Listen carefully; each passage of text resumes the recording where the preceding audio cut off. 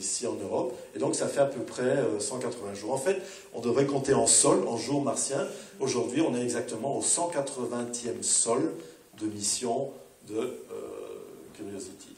Alors cette mission s'appelle en fait Mars Science Laboratory, puisqu'elle recoupe un ensemble d'éléments. L'élément principal, bien sûr, c'est le rover, qui s'appelle lui-même Curiosity, mais également la partie, je dirais, de transfert interplanétaire entre la Terre et Mars, la partie d'entrée dans l'atmosphère, avec le bouclier thermique qui s'est séparé, et puis aussi ce nouveau type d'atterrisseur, la grue du ciel, hein, la Sky Crane, qui a permis de déposer le rover de manière tout à fait nouvelle, tout à fait innovante, et très très douce à la surface.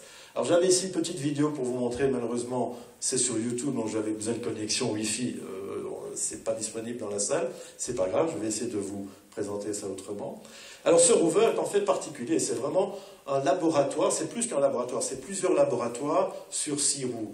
Il y a énormément de choses à bord, il y a une dizaine d'instruments scientifiques, certains sont même multiples. Il y a un ramasseur d'échantillons, il y a une enceinte d'essais chimiques d'échantillons collectés qui s'appelle ChemCam. Il y a, non, ça s'appelle, pardon, Shimra, un autre instrument ChemCam avec un laser qui peut vaporiser de la roche jusqu'à une certaine distance de à peu près 10 mètres, 9 mètres, 10 mètres. Il y a un laser qui va comment dire, être focalisé sur un endroit, qui va chauffer cet endroit-là, qui va vaporiser la roche, et un spectromètre qui est juste à côté, si vous voulez, va enregistrer les gaz, la signature des gaz qui sont ainsi formés, qui permet ainsi de reconstituer la composition de la roche qui a été vaporisée.